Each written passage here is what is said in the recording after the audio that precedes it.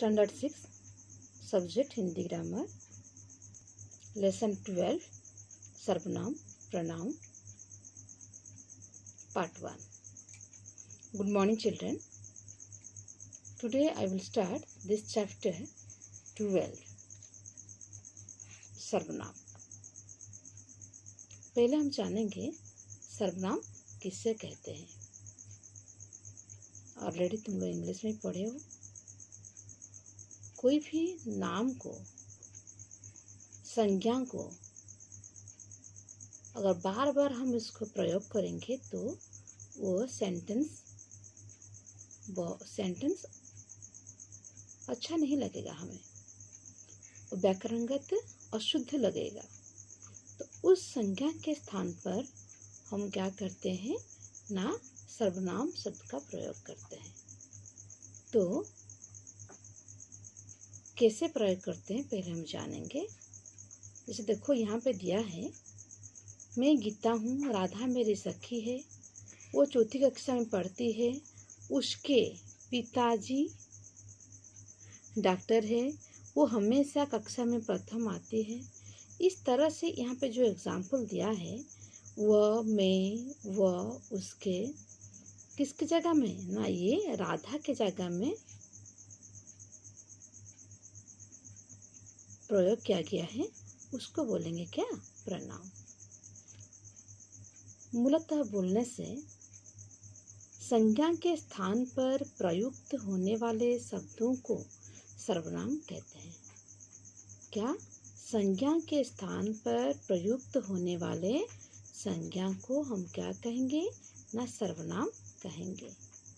उदाहरण जैसे ले सकते हो क्या, जैसे मैं, तुम, वह, मेरा, उसका, हमारा आदि. समझ गए. किसे न सर्वनाम किसे कहते हैं, संज्ञा के स्थान पर जो शब्द का हम प्रयोग करते हैं उसे कहेंगे सर्वनाम. सर्वनाम का कितना भेद है ना, 6 भेद है. हाउ मेनी पार्ट्स ना, 6 पार्ट्स है.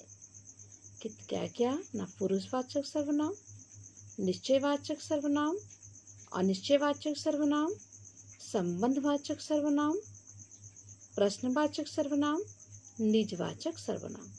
इस तरह उसका 6 भागों में विभक्त किया गया है और उसका नामकरण ऐसे किया गया है. फर्स्ट हम जानेंगे पुरुषवाचक सर्वनाम. पुरुषवाचक सर्वनाम का परिभाषा क्या है, इसका डेफिनेशन क्या है. जो शब्द बोलने वाले अर्थात वक्ता, सुनने वाले अर्थात श्रोता अथवा अन्य व्यक्ति के लिए प्रयुक्त होते हैं उसे पुरुषवाचक सर्वनाम कहते हैं. जैसे कि क्या ना, मैं, तुम और वह. मैं मीन्स क्या, मेरे लिए, और तुम तुम्हारे लिए, और जो अन्य पुरुष है वो उसके लिए प्रयोग होता है. ये क्यों इस तरह से यहाँ उदाहरण दिया है उसको जानेंगे. क्यों ना, पुरुषवाचक सर्वनाम का भी इस तरह से 3 भेद है. उत्तम पुरुषवाचक, मध्यम पुरुषवाचक और अन्य पुरुषवाचक.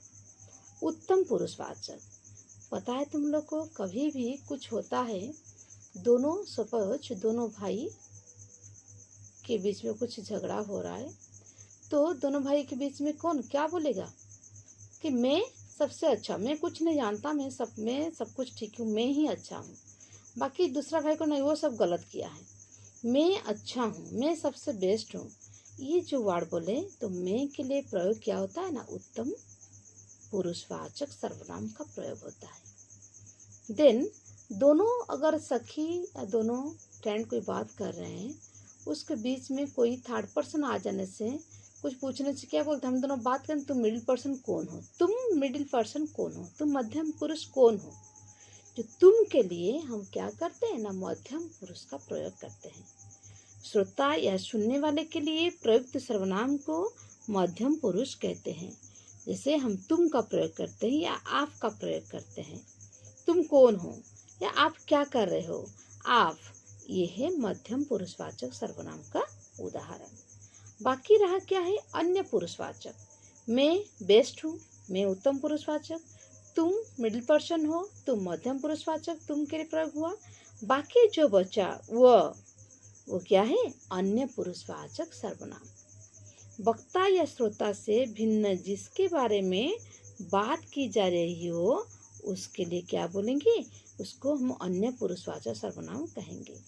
वो खेल रहा है, वो मेरा घर है, ये मेरा घर है, इस तरह से जो प्रयोग करेंगे उसे बोलेंगे वह ये सब क्या है ना, अन्य पुरुषवाचक सर्वनाम है। समझ में आया? पुरुषवाचक सर्वनाम का कितना भेद है? 3 भेद है। उत्तम पुरुषवाचक, मध्यम पुरुषवाचक एंड अन्य पुरुषवाचक। मैं उत्तम से रिलेटेड, तुम मध्यम से रिलेटेड, और बाकी जो बच्चा जैसे कि वह ये सब क्या है, अन्य पुरुषवाचक सर्वनाम से रिलेटेड है। देन क्या है, निश्चयवाचक सर्वनाम। निश्चय सर्वनाम क्या है ना, इसका डेफिनेशन, जिस सर्वनाम से किसी निश्चित वस्तु या व्यक्ति की ओर संकेत करता है वो है निश्चयवाचक सर्वनाम। निश्चित हो, तुम रास्ते में जा रहे हो, कोई चीज़ तुम निश्चित हो कि कोई मतलब कोई पूछा कि इसका ये वाला ये किसका घर है, तुम बोलते हो ये उनका घर है। सपोज ये माधव का घर है या राघव का घर है, तुम निश्चित हो, तो उस जगह में ये राघव का घर है, वो राघव का मान लो किताब है, कि वो राघव का गाड़ी है, तो वो जो निश्चित हो कि तुम जो बोलते हो वो मेरी किताब है, तो उससे क्या बोलेंगे ना, निश्चयवाचक सर्वनाम। क्या है? निश्चयवाचक सर्वनाम। देन है अनिश्चयवाचक सर्वनाम। क्या है ना, जिस सर्वनाम शब्द का प्रयोग किसी अनिश्चित वस्तु या व्यक्ति के लिए हम प्रयोग करते हैं तो उससे बोलेंगे अनिश्चयवाचक सर्वनाम। जैसे उसका उदाहरण दे सकते हैं, कोई, कुछ, कहीं, ऐसे। तो सपोज घर में, तुम घर के अंदर में हो, तुम्हें लगा कोई बाहर में खड़ा है, तुम क्या बोलते हो, बाहर में कोई है क्या, कोई बाहर में खड़ा है ना, दूध में कुछ गिर गया, कुछ, कोई, ये सब तुम संदिग्ध हो, तुम्हें पता नहीं, तुम निश्चित नहीं हो, तुम अनिश्चित हो। शायद है, शायद गिर गया, शायद कोई है, उस जगह में जो अनिश्चित हो उससे बोलेंगे, उसका जो प्रयोग हम करते हैं, कुछ, कोई, ये शब्द प्रयोग करते हैं, कहीं, ये है अनिश्चयवाचक सर्वनाम का उदाहरण। देन क्या है, संबंधवाचक सर्वनाम ना। संबंध सर्वनाम किसे कहेंगे ना, जो सर्वनाम शब्द वाक्य में आए किसी दूसरे सर्वनाम शब्द से संबंध बताता है उसे बोलेंगे संबंधवाचक सर्वनाम। रिलेशन है किसके पास, देखो जो सेंटेंस हम बोल रहे हैं, जिसकी लाठी उसकी भैंस, जिसकी लाठी उसकी भैंस, लाठी के साथ में भैंस का संबंध है ना। जो पढ़ेगा सो पास होगा, जैसे करोगे ऐसे भरोगे, जैसे के साथ में वैसे का संबंध है। जो जैसे करेगा वो ऐसे फल पाएगा, जैसे करेगा वैसे फल पाएगा, उसके साथ में उसका संबंध है, नहीं तो वो सेंटेंस क्या है, अधूरा है। तो ये है क्या, संबंधवाचक सर्वनाम। दोनों आपस में क्या है, संबंध है, जिसकी लाठी उसकी भैंस। या हम क्या बोलेंगे, हाथ सोचो, हाथ कंगन को आरसी क्या, हाथ कंगन के साथ में आरसी का संबंध है। जैसे कि ये सब मुहावरे हो, लोकोक्तियाँ सब है, एक के साथ में एक का संबंध है। अगर एक सेंटेंस एक दो ठो हम वर्ड बोलेंगे उस सेंटेंस में, तो वो सेंटेंस अधूरा है, तो इसको बोलेंगे क्या, संबंधवाचक सर्वनाम का उदाहरण। Next video I will continue. Thank you.